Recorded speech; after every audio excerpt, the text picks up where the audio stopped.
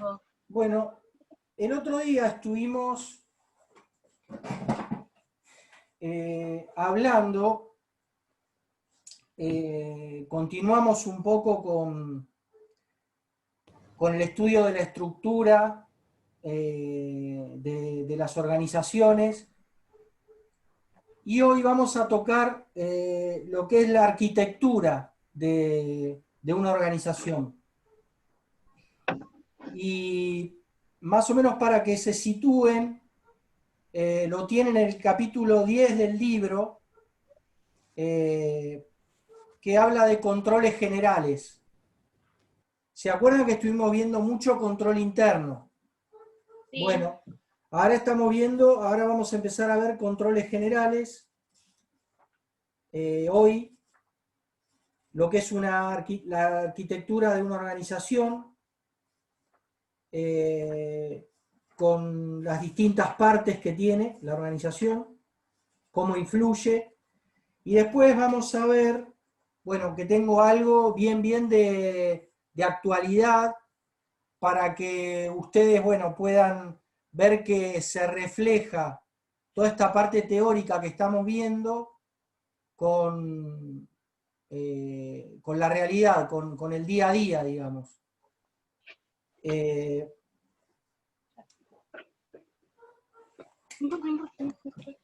Nosotros, El auricular escucha mejor.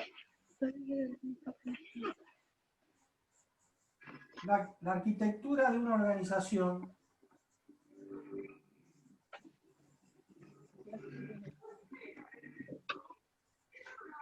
puede ser centralizada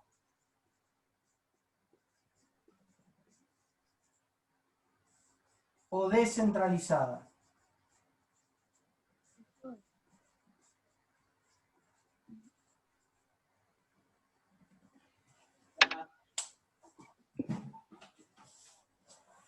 Cuando hablamos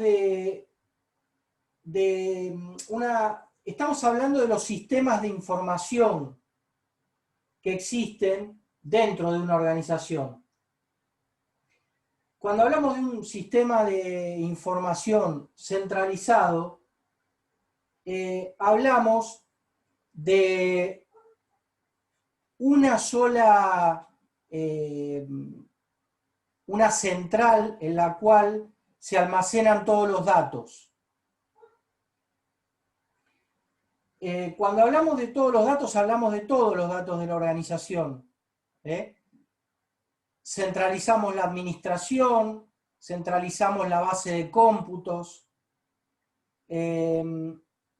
Ahí van a ver también algunos nombres en inglés, pero lo importante es esto, ¿no? Que sepan que en un solo lugar existe la base de datos, la administración, el plan máster, digamos, de la empresa. Bien. Es como que esto tiene ventajas y tiene desventajas. La ventaja sería que es de bajo costo. ¿Por qué? Porque tenemos una sola administración. Supónganse que tenemos en varias provincias o en varias localidades divisiones de la organización, ¿no? O de la empresa. Esto, al no tener una administración en cada una de las sucursales o de las plantas, bueno, al ser centralizada la administración, la base de datos, vamos a encontrar que bajo costo, fácil de controlar, menor cantidad de operarios, de empleados en la administración, y rápidamente podemos pedir información y tenerla, ¿no? Porque tenemos todo en un mismo lugar. Ahora, si ustedes me preguntan las desventajas, y yo le digo, sí, la desventaja más importante es, imagínense que para que informe cada una de las sucursales, o supónganse que las subsidiarias de esta organización existen en distintos países. Puede haber un montón de dificultades. El idioma, distintos lugares y de difícil acceso, por una cuestión también de comunicación, de sistema de información, de que en algunos lugares no hay tanto alcance de internet, o lugares si nos toca en el campo, si nos toca en países de baja conectividad. Todo esto hace que sea difícil la transmisión de información, y a veces con baches de mucho tiempo, en el cual no podemos tener la información tal vez online como la tenemos si es centralizada. Esto es siempre hablando de una arquitectura centralizada de la organización. En el caso de la descentralización o la descentralizada, vamos a encontrar las distintas subsidiarias, las distintas bases que tiene esa organización, tienen su propio sistema de información que está conectado al resto. Entonces, si ustedes me preguntan, ¿y qué ventajas tiene y qué desventajas? Como ventaja yo lo veo que es mucho más operativo, es mucho más eficiente, si se quiere, para cada una de las partes de la empresa. ¿Se acuerdan que hablábamos de alguna automotriz en las cuales, por ejemplo, tienen en un país la fabricación de motores, en otro país el ensamble de autopartes, en otro país la fabricación de esas autopartes, en otro país puede ser toda la parte de tecnología, de instrumental? Esto es real lo que les digo, ¿eh? Sí. Entonces, hace esto por una cuestión a veces de costos. De costos. De costos pasa esto. Y después puede ser también que tengan un lugar de donde centralizan el stock del producto terminado, o sea, del auto en sí, y de ahí lo comercializan. Entonces, imagínense que si yo tengo la centralización de datos en un país o en una sucursal, se me hace muy difícil tener la actualización de datos en cada una de esas partes que yo tengo distribuidas en el planiferio, digamos. Con la arquitectura de la organización descentralizada, yo voy a poder tener los datos, la documentación, el sistema de trabajo, el sistema de información de cada una de esas partes en ese mismo lugar, ¿no? Sí, lo importante es que esto respete el plan máster de la empresa. o ese sistema de información que tiene la empresa y que estén conectados las 24 horas. ¿Por qué? Porque hay países que, como ustedes saben, tal vez trabajen en un horario que sea de día, digamos. En otro país justamente es lo opuesto. A veces pasa en las bolsas de acciones. Fíjense que los que son agentes de bolsa tienen sus agentes de bolsa que están las 24 horas conectados. ¿Por qué? Porque cuando cierra la bolsa de Nueva York, tal vez abre la bolsa de los países de Oriente. Y así viceversa. Entonces, ¿qué pasa?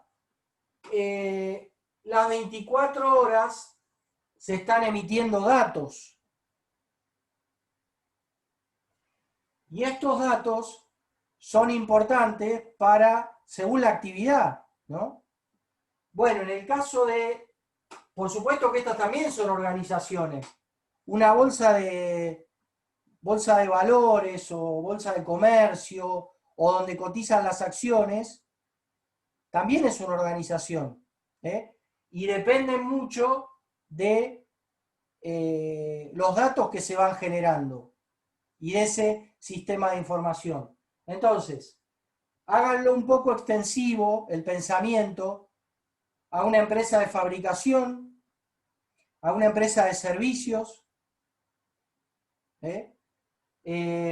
a una empresa mixta o que cotiza en bolsa o todo tipo de organización que pueda ser material de estudio.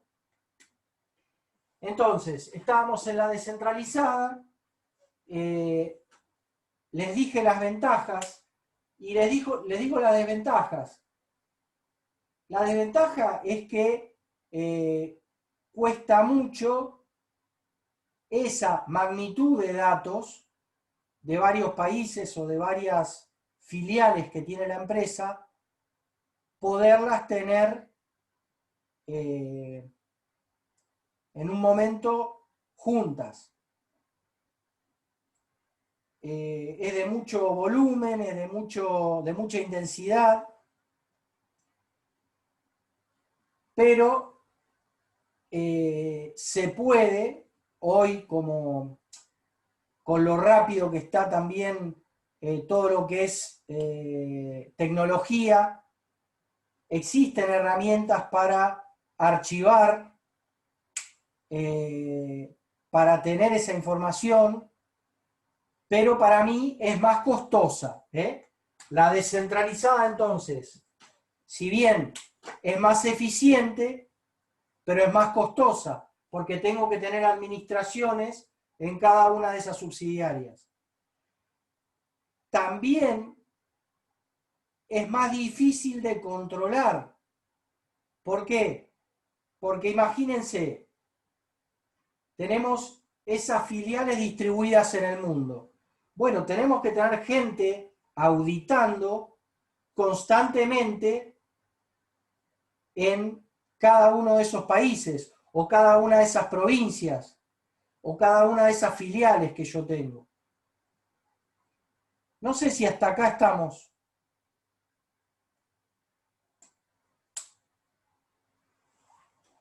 Sí, profe. ¿Está siendo claro? Sí, Bueno, Sí, sí. paso.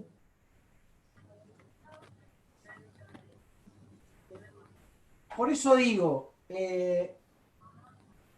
no es que hay también una tercera vía que es la híbrida. Sería una tercera vía que toma de las dos. Toma de la centralizada y la descentralizada. El libro la da como opción. Bueno, es cuestión, yo como digo siempre, es cuestión de estudiar cómo es esa organización y qué sistema para la actividad, como son todas actividades distintas, cuál puede ser la que le vaya mejor. Para los controles, para que el sistema de información sea confiable y sea eficiente, para que tengamos la información actualizada. Vieron que uno a veces necesita información, ¿no? Dice, estamos actualizando la base de datos, o dice, o le trae información del mes de agosto de 2020, supónganse. Está bien. Van a entrar, qué sé yo, al Banco Central de la República Argentina, van a entrar al INDEC, van a entrar a... Les estuve hablando ahí de lugares que pertenecen al Estado. Y a veces hay información que no está actualizada online. Bueno, las administraciones públicas normalmente son un poquito más burocráticas.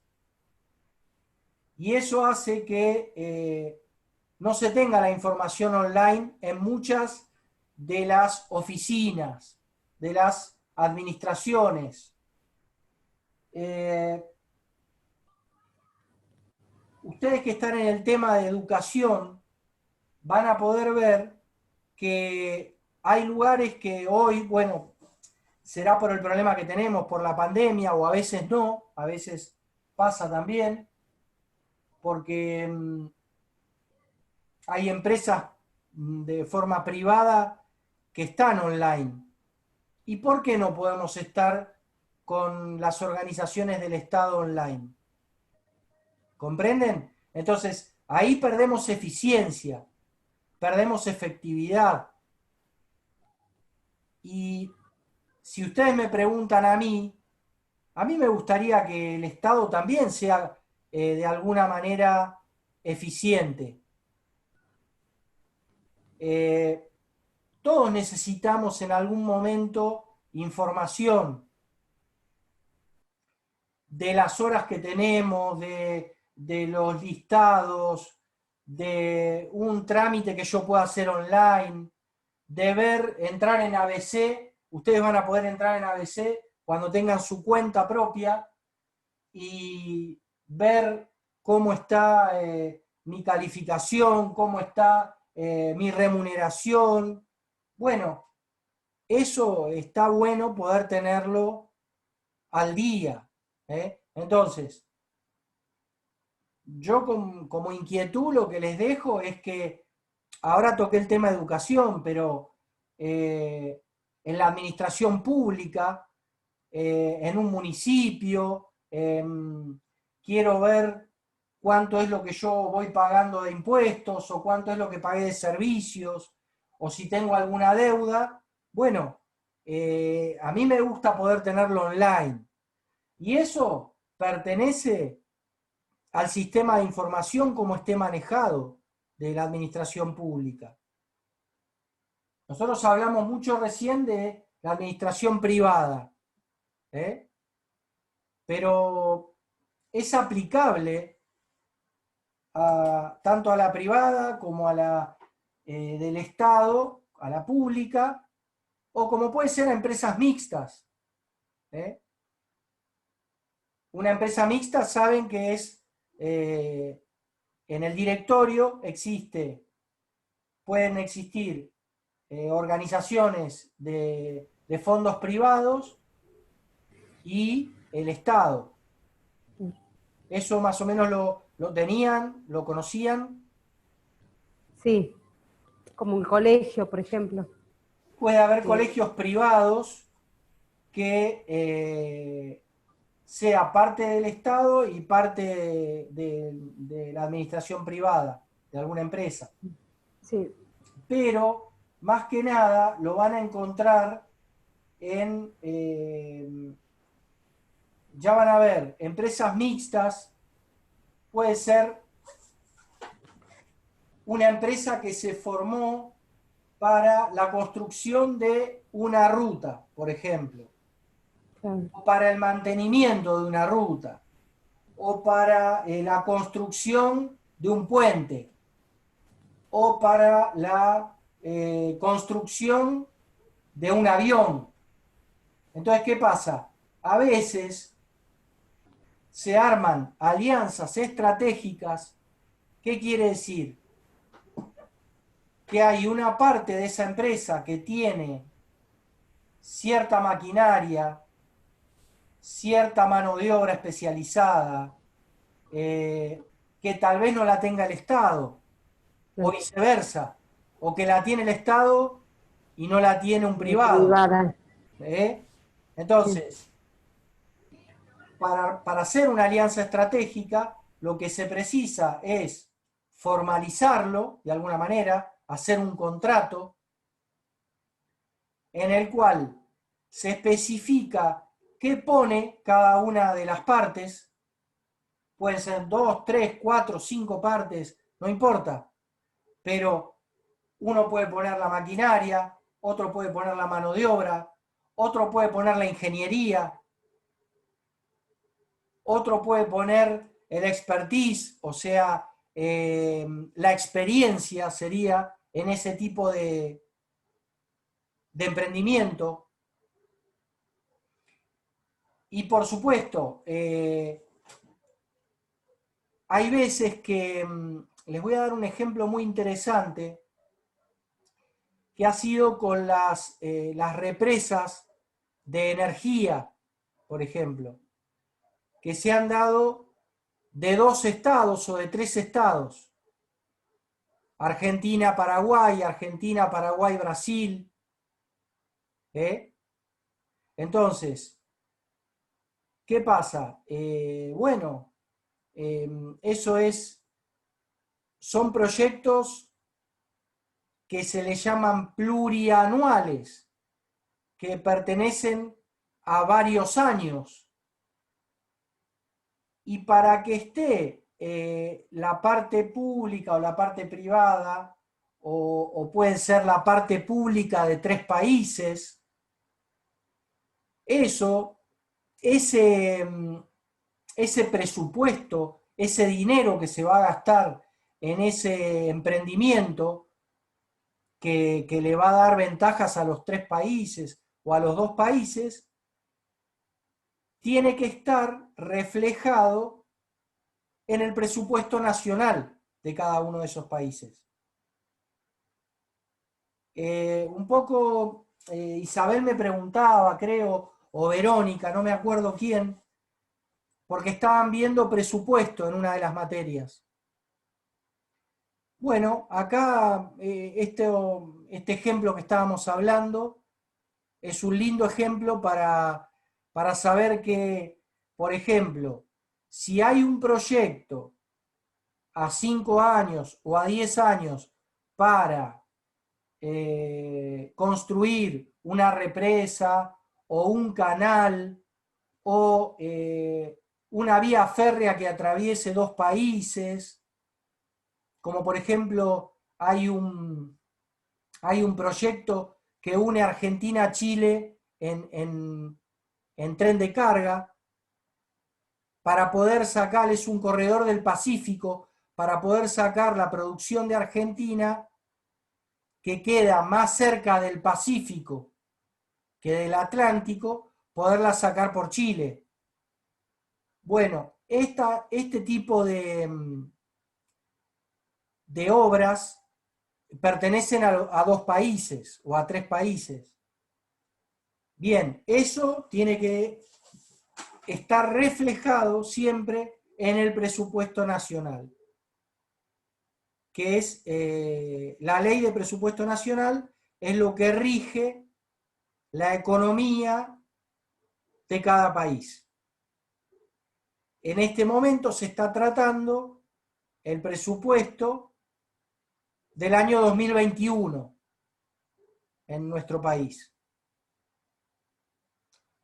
¿Alguien sabe, tiene conocimiento, Es como escuchó? que se arma de un año para el otro para lo que se va a hacer los gastos públicos, ¿puede ser? Exactamente, exactamente.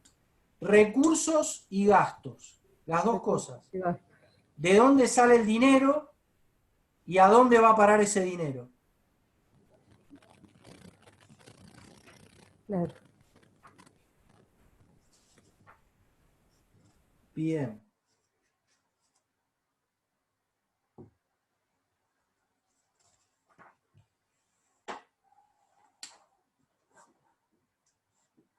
Cuando hablamos de organización centralizada, descentralizada o híbrida,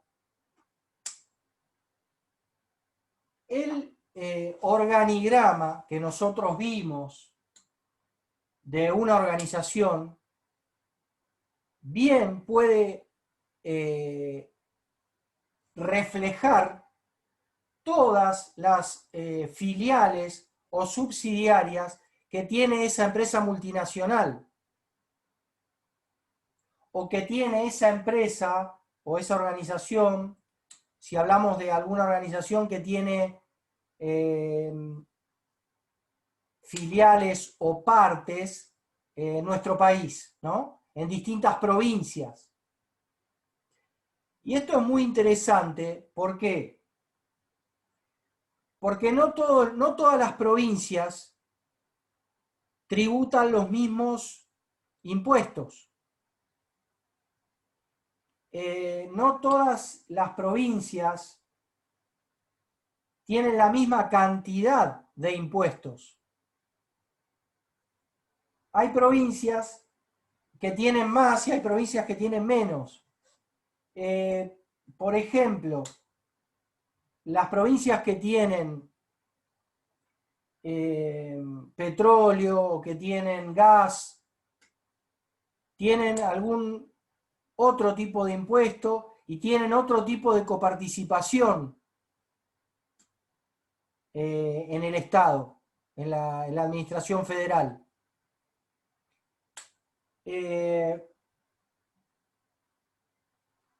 Bien, otras que tienen salida al océano, al mar, también puede variar, porque tienen explotación ictícola.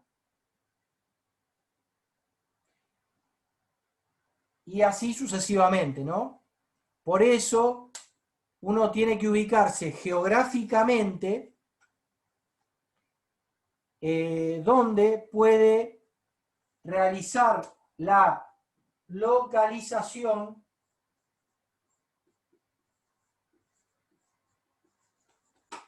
de la organización.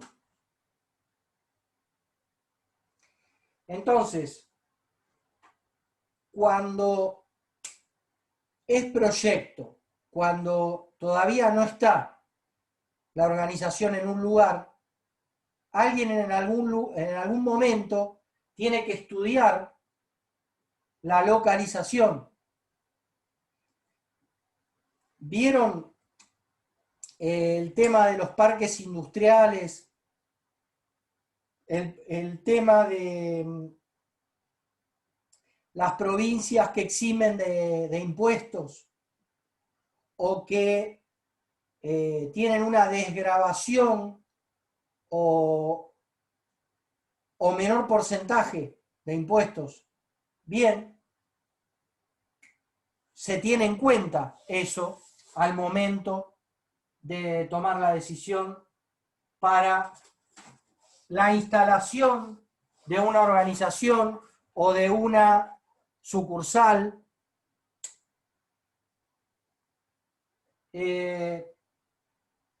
Lo de la localización es interesantísimo, pero no viene con esta materia, ¿eh?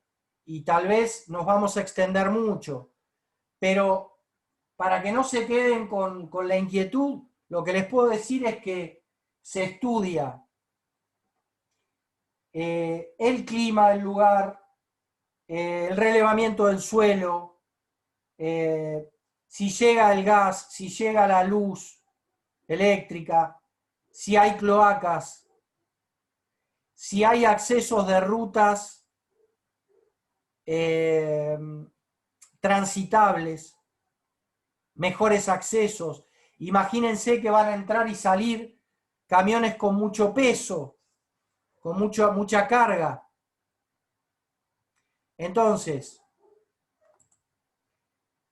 hay que tener en cuenta eso. Hay que tener en cuenta también el tema si es un parque industrial, no tenerlo cerca de una ciudad, de una metrópoli, de un lugar donde uno moleste a los vecinos. O ruidos molestos, o camiones de carga que rompen las calles no están preparadas. Bueno, hay que tener en cuenta todo este tipo de cosas para poder localizar una organización. Si es una organización que precisa mucha agua, ¿vieron lo que pasó con las papeleras? Lo que pasó con empresas químicas, lo que pasa con las empresas mineras, que tienen que estar, por supuesto que se saca de capas de la tierra, de montañas, y bueno, que tienen que tener tal vez lugares donde tengan acceso al agua. Bueno, y así sucesivamente.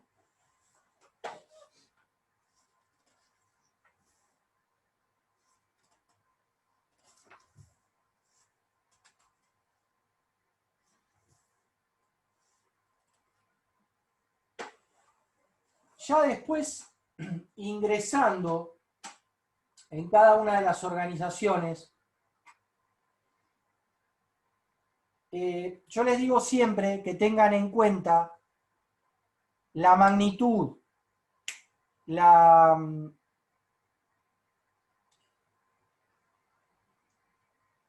cantidad de personal, la cantidad de filiales, o si es una sola, cómo podemos dividirla de alguna manera, y ahí bien pueden entrar en lo que es el organigrama en sí, porque van a encontrar todas las partes que tiene una organización, y ahí todos estos conceptos, estos principios de administración que vimos en clases anteriores.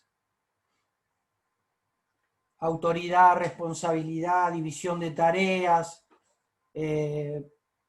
control interno, cadena de mando, todas estas cosas que hacen y nos van a ayudar al tema que tenemos próximo, que es todas estas herramientas que van a ayudar a que la organización funcione mejor, como por ejemplo un manual de tareas, de procedimientos, un reglamento de personal. Van a encontrar sistemas de trabajo que nos facilitan y que nos ayudan a que la organización funcione de una manera, por lo menos tender a ser más efectivos. Luego buscaremos la eficiencia, que ya eso es tareas y tiempos, las dos cosas. Pero por lo menos a ser efectivos, de poder llegar a la meta, al objetivo que se propone, ya sea en prestar un servicio, en entrega en tiempo y forma, o en solución de un problema en tiempo y forma, o en el caso de la fabricación, de que se pueda, de que podamos tener las materias primas, que podamos tener la mano de obra, y que podamos tener todos los insumos que yo necesito para poder producir algo. Entonces, imagínense, si yo todo eso lo puedo unir, tal vez pueda tender a ser eficiente. Y esto es aplicable, como yo les decía, no se queden con que es solamente para las empresas privadas o para las empresas multinacionales. No tiene ni debe ser así. El Estado también tiene que ser eficiente. Y no estoy hablando de fines de lucro. No estoy hablando de ganancia, de rentabilidad. No, tratar de ir cuando uno va con un problema o algo que lo sepan solucionar rápidamente o que la persona que te lo diga esté capacitada para que te diga, ¿sabes qué? Te podés ir a aquella área o Bien. a tal... Entonces, en nuestra materia, como yo les comentaba en la primera clase o en los primeros videos, tenemos muchas disciplinas que nos ayudan. Y en este caso, el sistema de información que yo elija para esa organización, no me importa si es público, si es privado o si es mixto.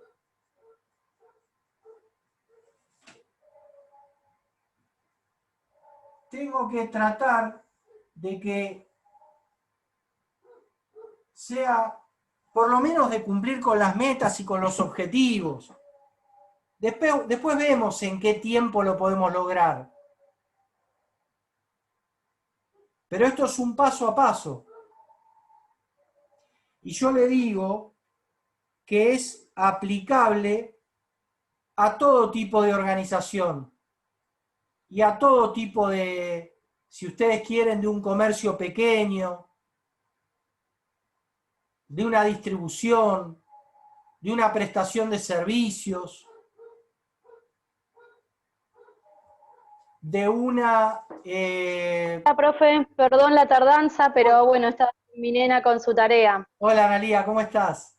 Pero bueno, acá estoy. Nunca es tarde, nunca es tarde. Entonces, ¿se dan cuenta cuando hablamos de un sistema de información? ¿Vieron que a veces hay personas que dicen que tienen un comercio, que tienen una empresa, o que están a cargo de una, en la administración, la que fuese, cualquiera de esas tres?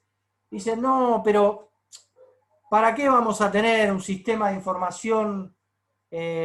¿Para qué voy a gastar en un sistema de contabilidad o en un sistema de stock o en un sistema de